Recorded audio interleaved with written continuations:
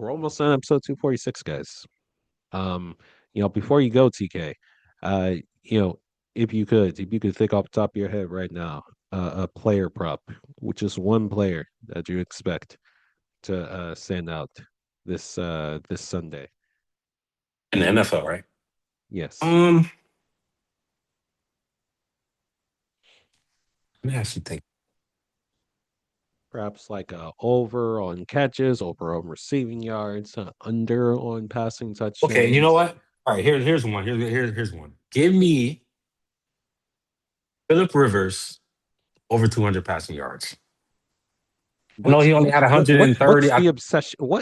What is Look, wrong with the man. Broncos? Hey, It man. was Look, him. It was him. look. I was This close. past I week. was close last week. I He had told like y'all old 130, Cam It right? Newton was gonna him come up against the there. Seahawks of all fucking teams. I told Saying, That's what y'all I'm old saying. "Oh Cam yeah, Newton PC, come Phil and up. Rivers, that's he my got point. shown." That's my point. The fact that he got, I think, was 130 pass yards against the Seahawks, which is the top five defense. I don't know who they play next week, and I don't care who that. As long as it's not the Texans or something like that, The I think 49ers. give me the. I'll take it. Give me the 200 yards. Philip Rivers, ladies and gentlemen, for over 200 passing yards. There you go, Wow, PC. wow. All right. With that, welcome to WHS Locks and Shocks, guys. Week 16 is officially here, and this has been a really close race. Unfortunately, no Gianni this week, but he is well out in first place. And at this point, it'll take a miracle for me to catch up with him. I think at this point, Bam, there ain't no saving you. But you still got to finish strong. Don't want to finish with a losing record now. So with that, we're gonna start with you this week in terms of blocks and chucks. Um, my first lock is going to be Buffalo over Cleveland. Pretty self-explanatory there. Uh, Buffalo is, starting to come on strong. Cleveland is, crashing and burning. Think Buffalo go ahead and take that one pretty easy. My second lock is going to be I'm gonna take Houston over Vegas. Again, pretty self-explanatory. You said it earlier.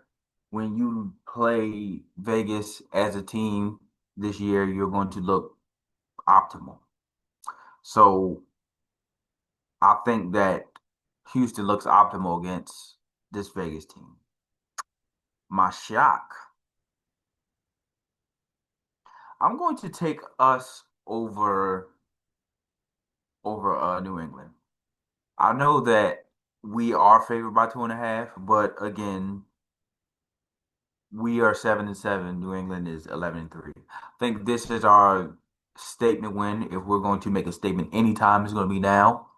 Beat New England and put ourselves back in prime position for the AFC North in the playoff race. Give me Miles Garrett for over 1.5 sacks. I think he breaks the sack record this week. That is pretty valid. I mean, shoot, Miles Garrett. That's actually very valid. So he's definitely going to have at least one sack this Sunday. He's going to end up breaking that record. All he needs is one to break the record held by Michael Strahan. That's pretty good. Hmm That's a pretty good bet to bet on. Um, oh, by the way, for Gianni's picks, no worry, we got them here right now. Go ahead, Eder, do your thing.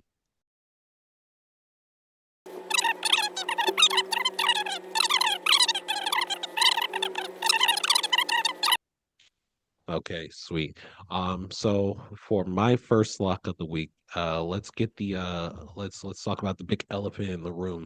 Um, Go ahead and give me the Texans over the Raiders. Bam said it, and I said it in the podcast in the earlier episodes. Which by the way, you should definitely go and check us out. Thanks for getting us over 100 subscribers finally. Um, yeah, it is. The Raiders are they're not good. I cannot stress that enough. They're not a good football team. Um, yeah, there ain't no saving grace. Not even Ashton Genty. Not even Ashton Genty could save this team. Um, so yeah, Texans. This game's in Houston too. It's gonna get so ugly, bro. To be your discretion is advised. Give me the Texans as my first lock. My second lock of the week. Let's go ahead and give me the Bears over the Packers. Now, this was your shock a few weeks back, ma'am. The only difference now is there's no Micah Parsons, there ain't no Christian Watson. So the Bears, if they want a chance at still winning this division, they gotta handle business. I think that's Ben Johnson. He took that loss to Matt LaFleur, personally.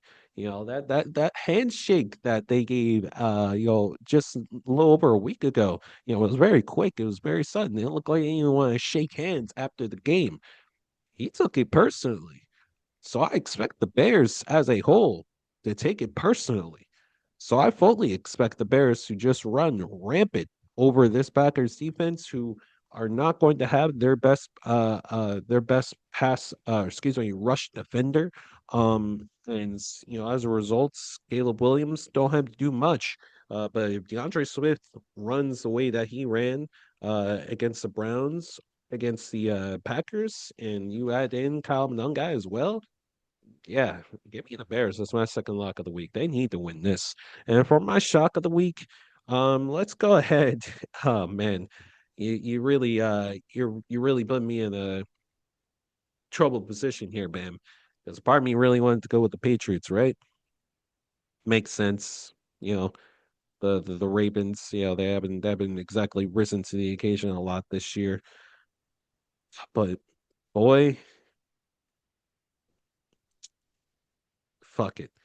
Y'all really have convinced me with Philip Rivers. Go ahead and give me the Colts. 49ers. What more is there to lose if you're Indianapolis? A team that has lost a lot over the last, couple of weeks. They lost Sauce, they lost Daniel Jones. And I just feel like Monday night, Philip Rivers in prime time against a team that's a defense that played really good against the Seahawks. Like I gotta give credit where credit's due. I thought Seattle was just gonna like come in and just stomp on Philip Rivers You and know like what's just come out of crazy? his misery. I was gonna bet Seattle to be first half winners Mm. in money line. I didn't put the bet in. That's the only leg I would have lost on because they was down 13-3 in the first Wow. half. I look, I think it is a very telling thing that you can go into a place like Seattle and only lose by what was it, 2, 3 points to a top five defense with a 44-year-old quarterback. That's signs of immaculate coaching right there. And Shane Steichen back against the wall, a must-win game. If we're being honest, it's a must-win game for the Colts. Make no mistake. Up against a red-hot 49ers squad, I think that they shocked the world on Monday nights. We have seen crazier things happen. And Phil Rivers, under the bright spotlight that is Monday night, yeah, go ahead. Give me the Colts and the shock of the year against the 49ers. And as far as my player prop goes, man, boy, that's gotta be a funny one because I really I can't look at most games this weekend and say like, yeah, we're gonna have that happen. But you know what? In honor of going to the game in DC this Saturday, go ahead and we're gonna see AJ Brown touchdown. Um, AJ Brown anytime touchdown. It seems like him and Hertz have started to really find chemistry over the last couple of games. And this is particularly not great passing defense for Washington. It might look like shades of the NFC Championship game. At least that's what I'm hoping for. Shades of it. And that would include the AJ Brown touchdown. So he tends to do well when he has to go to Washington anyway. So yeah, go ahead. That'll be my player prop this week. If you enjoy our weekly NFL picks and want to see more of them, make sure you give us a follow and subscribe. Leave a comment down below. Leave a like. Do what you gotta do. And we don't just talk about the NFL. We talk about the NBA. We talk about the MLB. We talk about college sports. We talk about all kinds of sports. We're called We Hate Sports for a reason, people. So make sure you tap in. to WHS podcast, baby.